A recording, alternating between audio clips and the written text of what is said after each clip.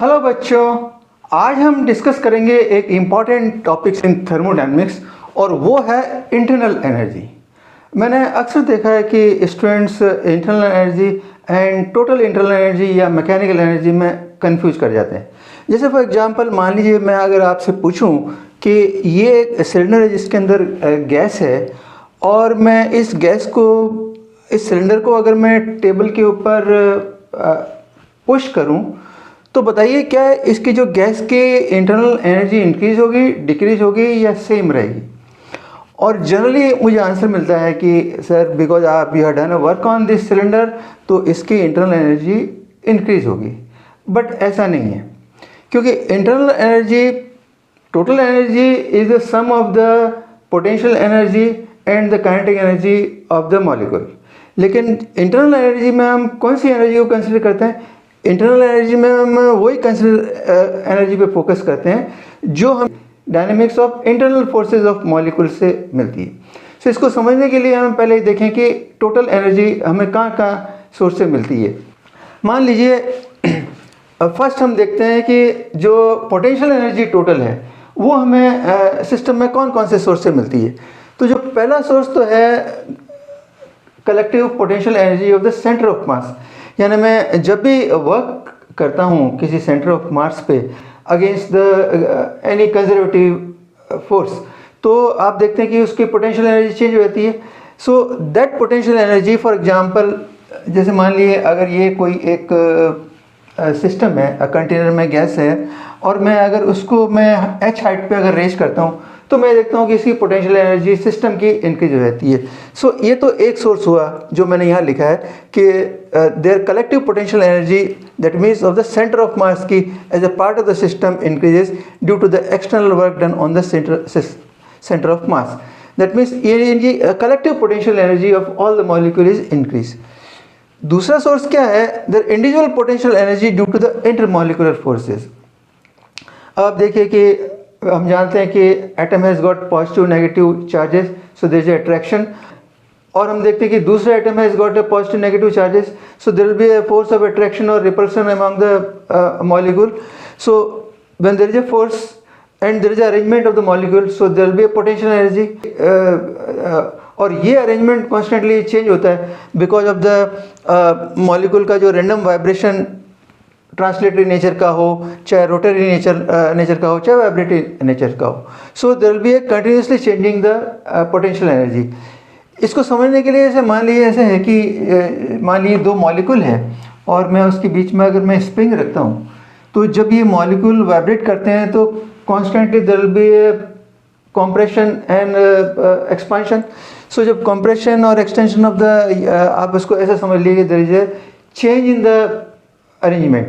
So constantly because of the random motion of the molecule there will be a change in the arrangement and there will be change in the potential energy. So second source of potential energy हो गया, ये मैंने यहाँ लिखा है, the individual potential energy due to the intermolecular forces and changing due to the changing intermolecular forces, because जब वो distance change हो रहे हैं तो forces also are getting changed. So the total potential energy will be the sum of the potential energy of the center of mass plus the potential energy of the internal molecule, जो मैंने अभी explain किया। इसी तरह से जो total अगर मैं काइनेटिक एनर्जी देखता हूँ तो वो भी मुझे दो सोर्स से मिलती है। कौन से सोर्स से? पहला तो है there collective kinetic energy of the organize motion due to the centre of mass. जैसे मान लीजिए ये एक कंटेनर है और जैसे मान लीजिए इसके अंदर जस्ट इमेजिन कि there are balls are there, tennis ball है जो रैंडम मोशन कर रही है। तो इस कंटेनर को मैं अगर किसी व्हीकल में रख के अगर मूवमेंट दूं विद अ वेलोसिटी v, तो आप देखिए वो क्या हो रहा है, इसकी translational kinetic energy of all the molecule simultaneously is increasing. So जिसे हम बोलते हैं कि there is in the collective kinetic energy of the centre of mass is increasing. So this is the one type of kinetic energy. So इसको हम बोलते हैं their collective kinetic energy of the center of mass of the organized motion due to the motion of center of mass. तो ये तो एक source हो गया जिसमें all the molecules are now moving in the same direction. This is the organized motion, ध्यान रखिएगा, okay, in that direction. Second क्या है? देयर इंडिविजुअल काइनेटिक एनर्जी, अब आप इसे समझिए, इसी बॉल को समझिए। Now those balls are continuously randomly vibrate कर रही हैं, so they will have a translational motion. Translational motion का मतलब they are motion in a one dimension, and they'll have a rotary motion and they'll have a vibratory motion. So those motion will hit the wall, और आप अगर इस motion को महसूस भी कर सकते हैं, अगर आप बॉल को टच करेंगे तो बॉल के जो हिट होती है वॉल पे, तो you can touch it. So that means there is a kinetic energy in the molecule when they are stationary. मान ली when they are stationary, I am shown here, they are stationary means they have got a kinetic energy. और अगर मान ली मैं एक gate को खोल दूँ तो this balls will come and hit on you, so you can feel that kinetic energy, जिसको हम बाद में देखेंगे कि इसको हम टेम्परेचर बोलते हैं। So this energy which is due to the random motion of the molecule, अगर मैं अभी इन्हीं बॉल को मैं मॉलिक्यूल से रिप्लेस कर दूं तो just now imagine similar to this random motion of the ball, molecule also will have a random motion, और ये random motion could be a translatory, could be a vibratory. Vibration को motion को समझने के लिए I can use the same example, that means when these molecules just as if there is a intermolecular forces are represented by this spring, so there be a change in the due to the compression and the extension of the spring, there will be a change in the distances, and so there will be a change in the kinetic energy. So one is due to vibratory kinetic energy and second is the rotational kinetic energy. जैसे मान लीजिए अगर polyatomic gases हो, so there will be a atom will be rotating about a certain axis, so there will be a rotational kinetic energy. So all those energy due to the random motion of the molecule is another source of the kinetic energy. So the total kinetic energy will be the sum of these kinetic energy of the center of mass and kinetic energy total. So अगर मुझे total energy निकालना हो तो total energy will be sum of the U total and K total. That means इसको हम बोलते हैं total mechanical energy of the molecule of the system, E total will be the U total plus K total. और मैं इसकी value अगर मैं यहीं से उठा करके रख दूँ तो it will be sum of the U centre of mass plus U internal plus K centre of mass plus K internal. और अगर मैं सेंटर ऑफ मास की एनर्जी को एक ग्रुप में कर दूँ और इंटरनल एनर्जी को एक ग्रुप में कर दूँ, so I can represent this by the energy of the centre of mass and energy due to the internal due to the intermolecular forces of the atom. Now that means इस equation से मैं क्या कह सकता हूँ कि अगर मेरे सेंटर ऑफ मास रेस्ट पे हो, that means this portion is not there, so उस टाइम में जो एनर्जी होगी that be total the internal energy जो मैंने अभी आपको यहाँ एक्सप्लेन की। तो मैं ये कह सकता हूँ कि अगर centre of mass is assume to be at rest, then the E internal is the energy of the disorganised motion of the molecules when CM is at rest. Okay, so this energy is the only due to the intermolecular forces, gases or the liquid or the solid. Now coming to the first question, जैसे मैंने आपको पहला question पूछा था कि जब ये cylinder को मैं टेबल पे रोटेट करता हूँ तो क्यों नहीं इसकी चेंज होती है इंटरनल एनर्जी। सो आप देखिए कि बाय दिस डेफिनेशन और एक्सप्लेनेशन जब मैं इसको रोटेट कर रहा हूँ तो all the molecule are having a translational kinetic energy, their total kinetic energy will increase, but their जो जैसे मैंने यहाँ जो बताया था, ये जो translatory vibratory rotational kinetic energy of the individual particle due to the intermolecular forces is not getting change. Okay, so that is why you say कि this type of work has not change the internal energy. Okay, लेकिन एक मैं दूसरा example आपको और दे रहा हूँ। Suppose ये एक सिलेंडर है और मैं इस सिलेंडर को अगर मैं पुश करता हूँ तो क्या होगा, जब मॉलिक्यूल इससे हिट कर रहे हैं तो they will get accelerated.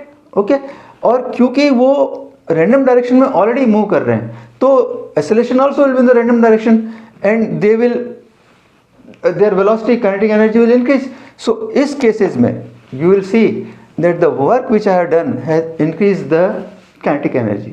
So कहने का मतलब ये है कि all the work done on the system will not increase the internal energy.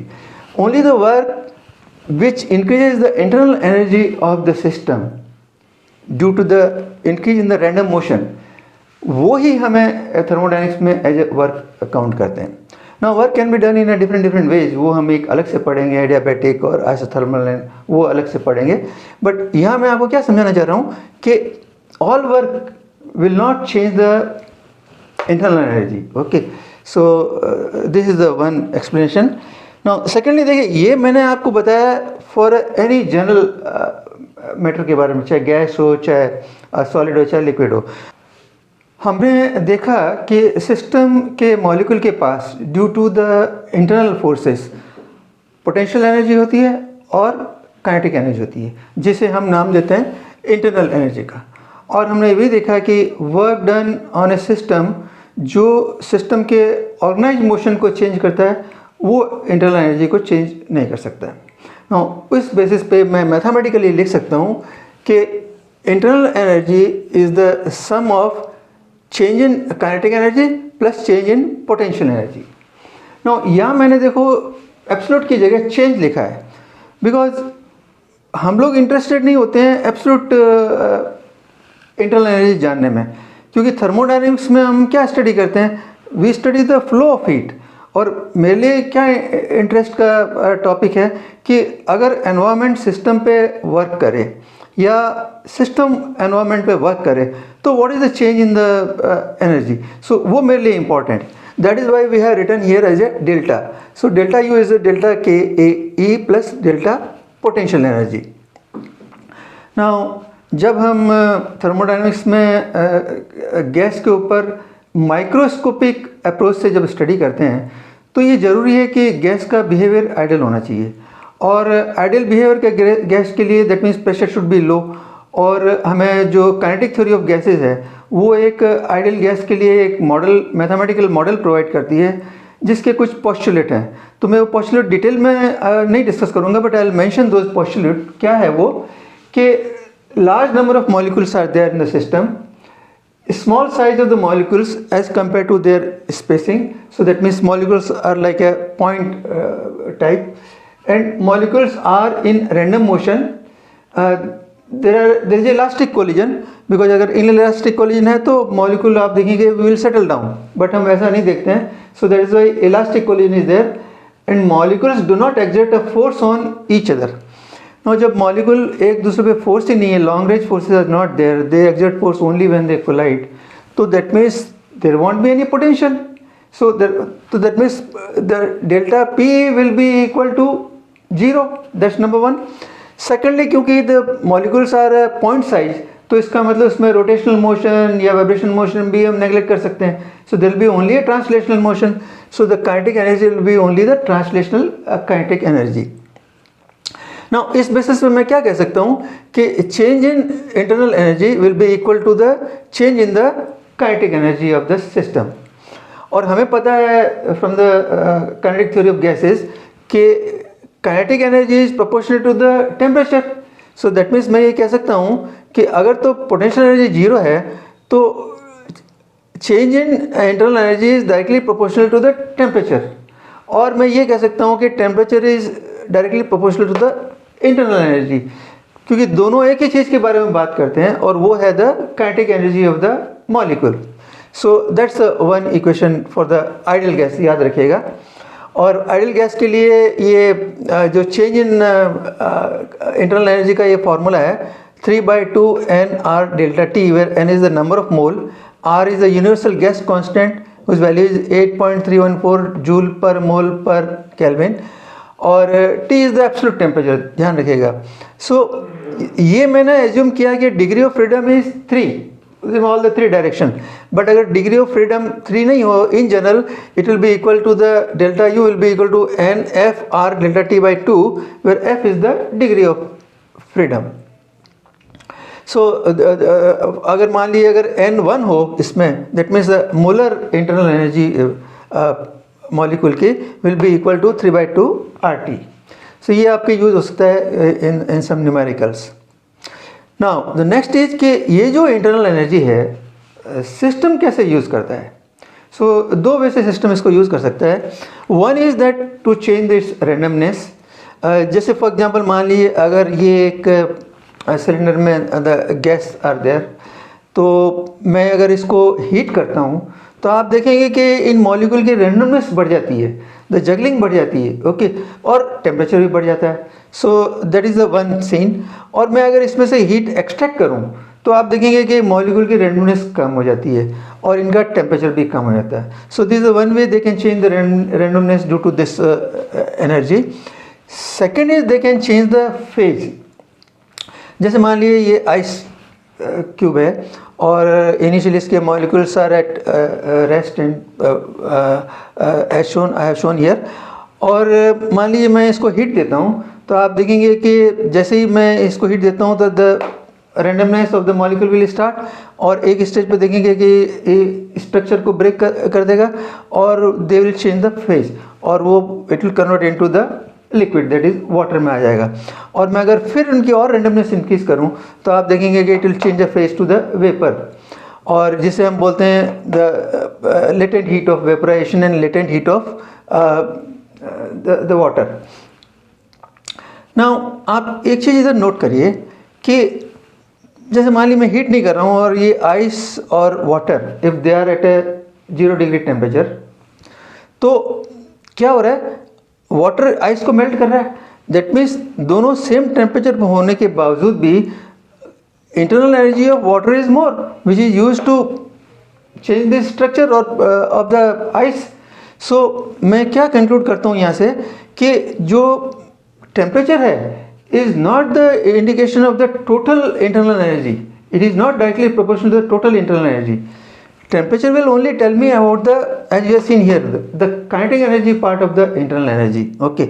और ये मैंने यहाँ दिखाया है, जैसे अगर मान लीजिए system with the same temperature हो, जैसे मान लो ये मॉलिकुलर गैस हो, तो it will have only the kinetic energy, और water will have a kinetic energy which will include the rotational and vibrational part also, plus the potential energy part, okay, which is you call it latent heat. और आप देखेंगे इसको हम कैसे idea लेते हैं इस टोटल, जब फिर टोटल इंटरनल एनर्जी का, ये हम लेते हैं स्पेसिफिक हीट से। तो आप देखेंगे specific heat of water will be 4186 joule, जबकि अगर मैं इसी को कॉपर से कंपेयर करूं तो कॉपर के their one portion will be kinetic energy. अगर टेम्परेचर सेम है तो आप देखेंगे this kinetic energy will be the same. So temperature will only measure the kinetic energy part of the internal energy. और potential energy, क्योंकि इसकी large amount of energy is required to increase this potential energy, तो आप देखेंगे कि इसकी 4186 joule थी, जो हमने स्पेसिफिक हीट में पढ़ा था कि एनर्जी, इसको अगर मुझे 1 डिग्री टेम्परेचर चेंज करना है तो आई रिक्वायर 4186 जूल, जबकि कॉपर के अंदर इट विल बी द 387 और सो जूल। सो बिकॉज इसके अंदर potential energy part is less as compare to this, that is why there is a difference in the specific heat. तो कहने का मतलब क्या हुआ, temperature is a measure of only kinetic energy part of the internal energy of the molecule, it will not measure the total internal energy. So this is one learning. Now next is the internal energy is a state variable. Now thermodynamics में variable are of two types. One is the variable can be a path function. That means क्या होता है कि जो variable की जो state है वो depend upon the path which you have followed. जैसे for example मान लीजिए ये एक सिलेंडर है और इसमें मेरे को इनिशियली टेम्परेचर गैस है जो उसका टेम्परेचर T1 है और मुझे इसको T2 तक ले जाना है। तो there are 3 ways I can take it. मान लीजिए पहले तो क्या है कि जैसे मान लो सिलेंडर की वॉल एडियाबैटिक वॉल है, that means heat can not pass through this wall, और मैं क्या करूँगा, अगर पिस्टन को मैं अगर पुश करता हूँ तो I am doing work and I am raising temperature from T1 to T2। So this is the one process और द वन पाथ। सेकेंडली मैं क्या कर सकता हूँ कि मैं इसकी जो बॉटम है, अगर मैं उसको मान लिए इसको थर्मली कंडक्टिंग वॉल से रिप्लेस कर दूँ, डाइथर्मिक वॉल से, तो आप, और मैं इसको इसी किसी हॉट प्लेट पे रख दूं, तो आप देखेंगे कि heat will pass through this और द टेम्परेचर विल राइज, और मान लीजिए वो टेम्परेचर T2 हो गया, पिस्टन गोज अप। एक तरीका और हो सकता है जो मैंने शो नहीं किया कि मैं इसको पिस्टन को पहले थोड़े नीचे लाऊं, दैट मीन्स टेम्परेचर इंक्रीज करूं T1 से T1 डैश से, और फिर मैं इसको इस हॉट प्लेट पे रखूं and then I increase from T1 dash to T2। तो 3 प्रोसेसेस हो गए। तो आप देखेंगे कि इन तीनों प्रोसेस में जो वर्क हुआ है W1 is not equal to W2 is not equal to W3, और similarly heat Q1 is not equal to Q2 is equal to Q3. That means work and heat are not the state variable. मतलब वो इनकी position जैसे खाली T1 और T2 पे नहीं depend करेंगे, it will depend upon which path you have followed. So that is they are called a path function. और दूसरा है state function. That means that does not depend upon the path, it depend on the initial and the final value of the parameter. So this internal energy is a state function. For example, ये मैंने यहाँ draw कर रखा है. जैसे मान लिए volume है, ये एक सिलेंडर है, ओके, इसमें इनिशियल वॉल्यूम है V1 और मुझे इसको फाइनल ले जाना V2 वॉल्यूम तक. तो एक तो प्रोसेस क्या है कि मैं इस पिस्टन को कंप्रेस करूं, okay, and I reduce the volume. So this is the path 1. So I had shown it here. So ये आपका वॉल्यूम V2 आ गया. That is the one state. Second process क्या हो सकता है कि मैंने इसको जो वॉल्यूम V1 सेम है, वॉल्यूम V1 को मैं पिस्टन को ऊपर ले जाऊं, ओके, और फिर मैं नीचे लाऊं. So I change the path. तो that means I bring it after taking it up and then again bring it down to the volume V2. Okay.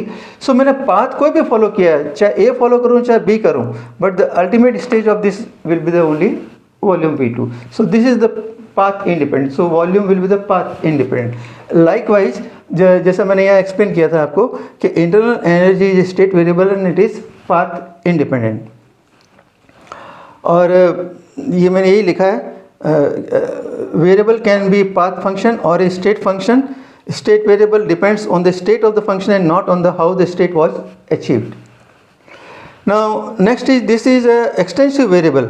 Extensive variable का मतलब होता है कि जो वेरिएबल साइज के ऊपर डिपेंड करता है. दैट मीन्स अगर मैं मैटर को डबल कर दूं तो साइज डबल हो जाती है. So the internal energy like a extensive variable. और दूसरा होता है इंटेंसिव वेरिएबल. जैसे फॉर एग्जांपल डेंसिटी है, so you increase the size but density value doesn't changes. So this is a extensive variable. The next is a method of increasing the internal energy. Question आता है हम कैसे internal energy को increase कर सकते हैं. तो यू नो, अगर मान लिया मुझे हाथ की इंटरनल एनर्जी इंक्रीज करनी, तो देयर आर टू वे. इधर आई रब माई हैंड, विंटर में हम करते हैं. So this is by this way I am doing a mechanical work, okay, and changing the internal energy of my hand. दूसरा तरीका क्या हो सकता है, आप हीटर पे सेकते हैं हाथ को. So by heat you are changing the internal energy. Same I have written here. So one is by directly heating which is simple to know it, and secondly by input mechanical energy. उसको में हम further divide कर सकते हैं input mechanical energy को by rubbing hand, जो अभी मैंने एक्सप्लेन किया था, और बाय जैसे थर्मस इन द फ्लास्क. जैसे मान लिया आपके जो थर्मस में पानी मान ली है at a certain degree 20 degree, आप उसको शेक करिए, that means you are doing a mechanical work, तो आप देखेंगे टेम्परेचर इंक्रीज हो जाता है. स्लाइडिंग एन ऑब्जेक्ट, क्योंकि जनरली अगर आप रफ प्लेन सरफेस देखते हैं तो उस पर there will be hums will be there, particle the rest particle will be there. तो और जब इसके ऊपर आप कोई दूसरा बॉडी का टुकड़ा जब रब करते हैं, so there will be friction, due to friction there will be heat generated, and आप देखेंगे कि उसकी सरफेस की इंटरनल एनर्जी चेंज हो जाती है. So that is another way of mechanical energy. और एक और तरीका है which is written here, which is your by deforming the substance. जैसे आपका रबर बैंड है, आप रबर बैंड को जब आप खींचेंगे बार बार, तो आप देखेंगे कि उसकी you are changing the internal energy, okay, by this way you are changing the molecular disturbance, that jiggling of the molecule, so that will change the internal energy. और दूसरा क्या है, जैसे मान लिए अगर मान लिया कि लोहे की रॉड है, अगर मैं इसको बेंड करूं तो आप देखेंगे जो बेंड वाला पोर्शन है वहाँ पे there will be a change in the internal energy. So these are the various way you can change the internal energy. Next is heat and work to change the equilibrium state. Heat and work जैसे मैंने बताया, there was path function which I have explained you. But जो system है internal energy का, वो ये identify नहीं करता है कि आपने उसको जो इंटरनल एनर्जी कैसे इंक्रीज की, whether you have increase it by heat और बाय वर्क. एक दफ़ा इंटरनल एनर्जी इंक्रीज हो गई, it goes into system and recorded only as a internal energy. That means अगर मान लिए कोई इनिशियल पॉइंट है, U A is the internal energy, और आप उसकी इंटरनल एनर्जी इंक्रीज कर देते हैं U B, and you use, for example, you use both work and you use the heat also to increase the internal energy. तो system doesn't differentiate कि वो internal energy उसको हीट से मिली है या वर्क से मिली है. Okay, so that is what I was trying to show here. The total energy will be recorded just as a internal energy. और इसी तरह से जब आप इसको यूज़ करते हो तो सिस्टम डजंट आइडेंटिफाई कि आप इसको एज ए हीट यूज़ करते हो या एज ए वर्क यूज़ करते हो. So that's the one information I thought I will give. So heat and work are path function. All energy received is stored as an internal energy. System is not concerned how stored energy will be used or by what process. Okay. Now जब हमने देखा कि by giving this heat or by mechanical work you can change the internal energy. तो क्योंकि हमने पढ़ा कि energy law of conservation में क्या पढ़ा था, energy can not be created, can not be destroyed, can be only changed. तो क्या मैं उस इंटरनल एनर्जी को भी कन्वर्ट कर सकता हूँ हीट और वर्क में? Answer is yes. और वो कैसे? जैसे मान लीजिए अगर आपके दो चैम्बर हैं और दो चैम्बर में अगर एक चैम्बर का टेम्परेचर ज़्यादा है एक दूसरे चैम्बर से और there is a diathermic wall is there, that means through which the heat can be conducted. तो आप देखेंगे कि अगर टेम्परेचर ज़्यादा है तो इसके molecule will be jiggling very fast, there will be more random energy. और वो रैंडमनेस को जो इसके सरफेस से वॉल है उसके मॉलिक्यूल पे ट्रांसफ़र करेंगे और उस पे मॉलिक्यूल पे जब ट्रांसफ़र करेंगे तो आप देखेंगे कि इसका टेम्परेचर भी इंक्रीज होना शुरू होगा till the time they become equal. और इसको हम बोलते हैं ट्रांसफ़र ऑफ एनर्जी को हम बोलते हैं हीट. सो इनके पास हीट नहीं थी, सिस्टम के पास में हीट नहीं थी, इनके पास में क्या थी? Was the internal energy, that is a random kinetic energy of the jiggling those molecule. Okay, so transfer of that internal energy you call it a heat.